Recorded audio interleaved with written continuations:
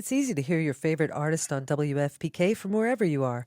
Listen on your smart speaker, live stream from our website at WFPK.org from Louisville Public Media.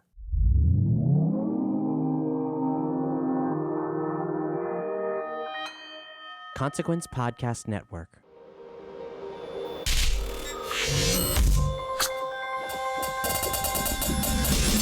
And welcome to another edition of Kyle Meredith with the interview series presented by WFPK at WFPK.org, Consequence of Sound, and the Consequence Podcast Network. Wherever you're listening from today, I do hope you take that moment to hit the subscribe button. Of course, you can find us at iTunes and Apple Podcast, Spotify, YouTube, Anchor, Stitcher, Podchaser, wherever you get your podcasts from. Just type in Kyle Meredith with, and we'll deliver new episodes to you. In fact, one every Monday, Wednesday, and Friday. Really great way to keep up with your favorite artists and discover new artists and know what's happening in the music world. Again, Kyle Meredith with. I'm Kyle Meredith. Today, I'm going to be talking with AJR. In fact, Ryan Met jumps on the phone. They've got a brand new single called Bang that we're going to be getting into. This, of course, comes on the one-year anniversary of their most previous record, Neotheater, and we're going to get into their penchant for just really being musically adventurous. In fact, one of the most musically adventurous pop bands in the game right now. Their problem with homogenized music and penchant for being self-referential as well. It's one of my favorite things that they've been doing on this new record. Ryan also talks about how, especially a lot of the last record was about growing up, and that continues through this new single, Bang, why they enjoy being pulled in that direction, thematically speaking. It's also a band that's been not only self-referential, but pop-referential. You can go back to their earliest days, and you'll hear songs about The Office on Netflix, and of course on the new record, Beats by Dre. And it's not just a gimmick. In fact, Ryan's going to be talking about, the trick to finding emotional depth in songs about pop culture moments. There's also fun stories too. On the new track, they use the voice, the guy who does the New York City subway system. That voice, he's on the new track. They've sampled Eraserhead on the latest record, so we're going to talk about using those type of things as ways to write a song and ways to write a song around. So let's jump into it. Kyle Meredith with AJR. Hey, how's it going? First off, I got to tell you that Bang has been such a fun song to listen to this year. I know you guys have been busy with music. This comes on the heels of Neotheater just coming out last year, but what a fantastic track to follow this up with. First, I guess I should say congratulations. Oh, thank you so much, man. That really means a lot. It was funny with Bang. We had the track originally while we were writing Neotheater, and we had a version of the track that was slower, kind of more evil sounding, more minor chords. And we knew something was cool about it. Something felt cool in a way that a Disney villain walks in to the room, and that would be the song that would play. That felt cool and unique, but it wasn't quite digestible for 2020. It didn't have enough modern elements to feel AJR-ish. Right. So we put a pin in it and we did the rest of Neotheater. And then we did the Neotheater tour. And at some point during the tour, we started to get re-inspired. And we realized we had that track and it just sounded so fresh and different from the songs we were playing live. And so we decided to speed it up and change the chords around and add some trap elements. And it ended up sounding, the way it does now. Yeah, and updating something like that, making it modern might be the easier part. I'm not sure, but when you're, the references that you're talking about, not just Disney villains, which, of course, still could be modern, depending on who you're talking about. But I sort of take that as an old thing, especially, in that last record, as you all were talking about, even heading back to the 1930s and 40s for choirs and stuff like that. Like, how far back do you all look for inspiration, and where does that come from for you? Is that part of your upbringing? It's definitely part of our upbringing. I feel like everybody, whatever songs were played like in the car when you were young, it's just ingrained in your brain, and it teaches your brain and teaches your DNA what is catchy and what is nostalgic and what is beautiful. So we grew up listening to Beach Boys, Beatles, Simon and Garfunkel, but also a lot of Broadway, a lot of movie music. I think I would probably credit a lot of AJR's diversity to how diverse our musical upbringing was. And so we kind of have a bigger toolbox, I think, than a lot of artists, where we think, okay, we have a wider range of, I think, knowledge when it comes to how should we produce this? What sounds should we use? What's a beat that feels fresher than just, the typical mid-tempo reggaeton stuff that's popular now? Well, it's interesting because I was trying to think, culturally in music, maybe the last time that I could think of artists regularly being this adventurous, and it's hard to actually figure that out. Not that there aren't adventurous artists out there. That's not what I'm saying, but in this sort of style. And I was thinking like maybe in the mid '90s when hip hop embraced jazz so heavily, and there was a lot of that, and you also had sampling that was still a big deal. But it's not something that happens as much these days, to kind of pull in these many different sounds and work them into songs that do sound modern and relevant. And what's the challenge there? Like, how hard is that to make things like that, to take these classic elements and work them into pop constructs to make it sound like it's something that, lives in 2020? It's extremely challenging. It's the absolute hardest part. We write songs for other artists, and we often say that it's a lot easier when we're writing songs for other artists, just because we kind of made this pact when we started really like taking off as AJR, that all the songs we were going to write were going to be, like you said, adventurous, whether it's a lyric about a topic that's never been written before, or a musical bed that people's eyes open when they hear and they say, oh my God, what is this? I can't even trace these roots. So we've kind of set a pact for ourselves a little bit that makes it extremely challenging to write an AJR song. I think to answer your question, I think if you look just scientifically, songs are definitely starting to sound more and more similar, especially with trap, especially with the internet sound banks that are available now. Like stuff like, I love Splice, which is I don't know if you know, it's just an internet sound bank where you can get, different samples and drums and stuff. There used to be a cool element of, I've collected these samples, I've collected these snares. This is my own private collection, and maybe I'll share a couple with you. And that has kind of gone away. And it's interesting. It's a little bit homogenized general sound of pop music, because every producer, the top producer in the world and the guy that just got GarageBand, are all have access to these same trap drums that are popular on Splice. And so I think technically music is getting more and more similar sounding. And so it presents more of a challenge for us, because we're so against using, the trap snare that's so recognizable, or the reggaeton beat.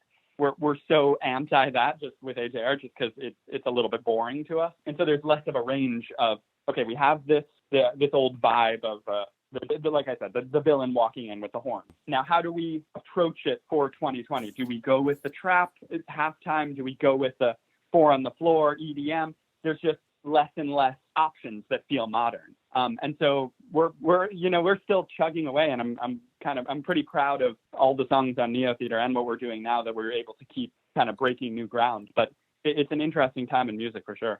And beyond the beats, though, I mean, the most impressive part, and beyond just these songs being really fun, I mean, you can just enjoy them. You don't have to overanalyze them, of course, but when you do, it goes beyond the beats. It is those horns that you're bringing in. It's the way that you use a keyboard. It's the way that you use other vocal elements, whether it's the sampling that you had done early on, or like on Bang, like this is, so I'll let you tell the story here, but this is the New York subway guy, right?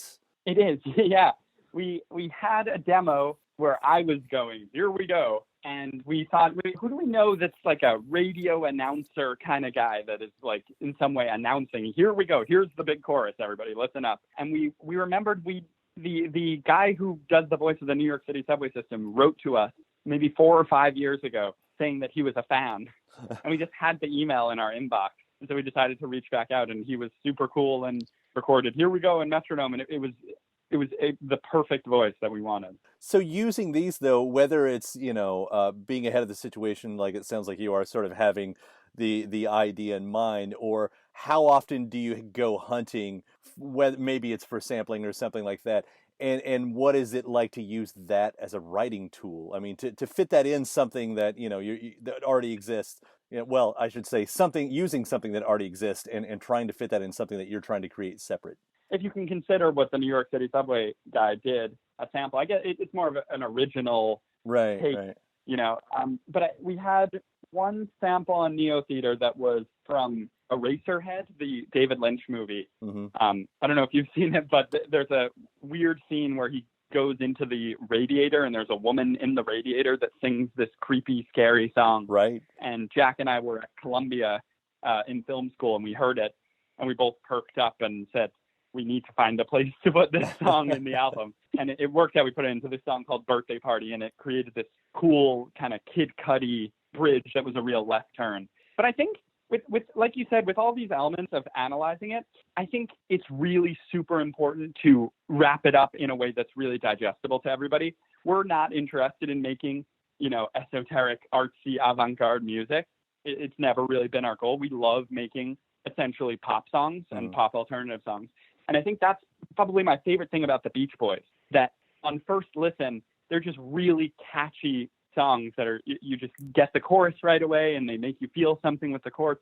But then upon closer look, you find out, wow, these chord changes are so complex. Oh my God, the French horn. Well, I've never heard it done to do that kind of arrangement. And so you kind of realize how complex it is under the guise of this is just a easy to listen to pop song. Which is all my favorite songs tend to be like that, onion skinned, where you can kind of dig in. And hell, it works in Bang because, again, you put it on the first few times, you're like, this is really fun. You start listening, then the references kick in. I mean, that's part of this song too, right? Like you all are referencing other parts of your career, which is definitely, something for the hardcore fans or any level of fan, I guess, to really sort of go, wait a second, what's happening here? Yeah. We started doing that recently. We started that on Neotheater, where every song on Neotheater had a piece of another song in it. And so I guess this came from, we kind of realized our fans tend to be really smart people, like often smarter than us.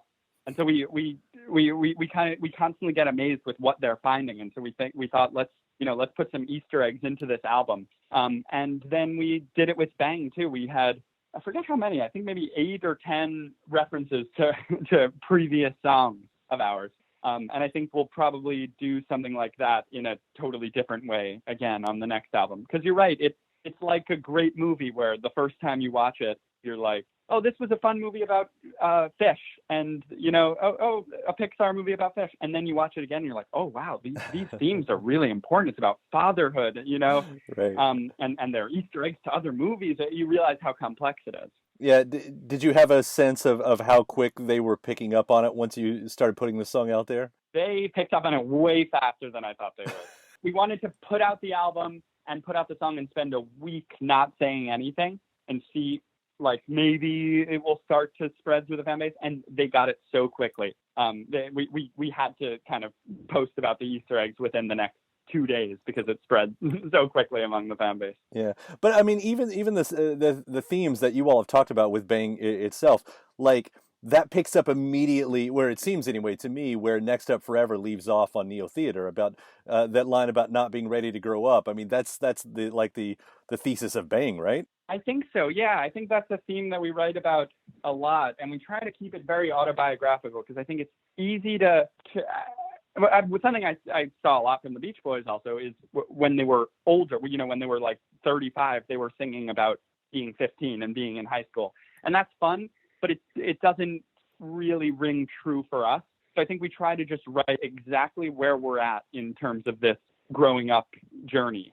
And so when we were writing Next Up Forever, we were definitely feeling scared to put out the album and scared to move forward because we had just gotten our first little taste of success. And a little part of us was feeling like, oh, maybe it's better to look forward to this. We've been working as this band for, at the time, 12 years. I've gotten used to just looking forward to success and putting it on a pedestal. What if it doesn't deliver? And so we wrote that about Next Up Forever and kind of related it to growing up in general and different examples, graduation and stuff. And then we wrote Bang. Yeah, you're right. It's kind of the sequel. It's a little bit of, okay, now we're in this nebulous place in between being kids and adults. We're doing all the things that our parents do, but I don't quite feel like an adult yet. What's going on? When is this coming?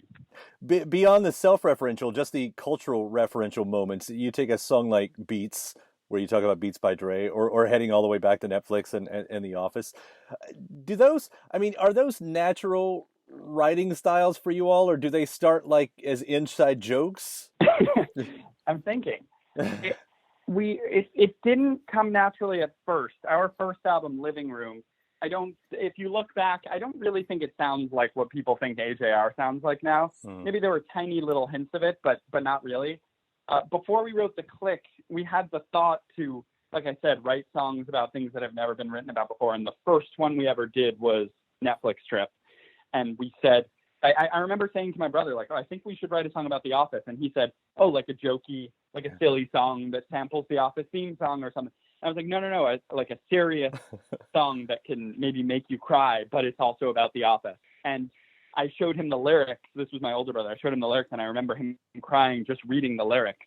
And I knew at that moment, oh, there's something here. There's something cool about making a song about something that from the title, you think is going to be funny, but then you end up crying. To me, it's a lot like, I'm referencing Pixar again, it's a lot like Pixar movies where, a movie about toys, that's going to be silly, but there's some real heart in it. And so I think after practicing that a lot and doing 2 albums worth, and now we're working on 3 albums worth of those kind of songs, I think we realized like, oh, this is what we have. This is our voice. This is what we have to say that no one else is saying, that for whatever reason, if they think it's too goofy or if it's, not deep enough, I think we can find depth in these possibly silly topics. I mean, it makes subjects endless at that point. I mean, for some artists who, they write about relationships and that's what they do, this opens you up to just never having a loss at, a subject, I suppose. I hope so. There's definitely a risk of it becoming a gimmick, which we're very aware of, where we're not going to write, the Hulu song because we did the Netflix Trip song. And then you immediately realize, oh, these guys are just milking this voice. It really has to ring true to us. We've kind of made this pact that like whatever specific things we write about have to actually have happened to us for it to feel authentic. Yeah, I certainly do appreciate what you guys are doing. Again, you've been such an exciting band to watch. Just everything that you create. It's so interesting. So Ryan, thank you for what you all are doing. I hope you continue to, keep this watermark as high as you guys have got it right now, because it's certainly pretty awesome. Wow, thank you so much. Yeah. Thanks, man. Stay safe. Yeah, you too, dude. We'll see you around. Alrighty, goodbye. And my thanks, Ryan Metz, AJR again. The new single is called Bang, and their latest record, a year old now, Neotheater. And thanks to you for checking out the episode. Again, before you get out of here, I do hope you take that chance, if you're not already subscribed to the series, so you can keep up with your favorite artists and discover new artists and know what's happening in the music world. Just head to wherever you get podcasts from, type in Kyle Meredith with. We will take care of the rest. You can find us at iTunes and Apple Podcasts, Spotify, YouTube, wherever you like to get yours. Just type in Kyle Meredith with and hit subscribe. And after that, head to WFPK.org. That's where I do a show Monday through Friday at 6 p.m. Eastern. It's an hour full of song premieres and music news, anniversary spins, and bonus interviews too. And again, that's at WFPK.org. ConsequenceOfSound.net has your music and film news. You can also find me on just about any social media platform at Kyle Meredith. And that does it for another edition.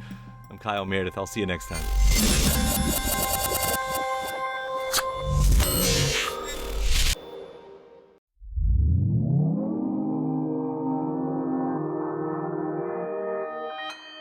Consequence Podcast Network. Hey, I'm Jen, and I love horror movies. I'm Mikey. I'm dead inside it. I also love horror movies. And we really like to torture our friend Todd because he hates horror movies. That I do. And that's why they call me the horror virgin. That's the only reason we call him that. I'm not, no other reasons at all. None at all. Blanket. Whatever. So every week we take him through the encyclopedia of horror, the good, the bad, the ridiculously Jack Frosts. And then we make fun of it more or less. Or explain its deceptive feminism. Oh. Yeah, exactly. That's what I do. That's my thing. And I'm the funny one. Our episodes drop on Monday, so check us out.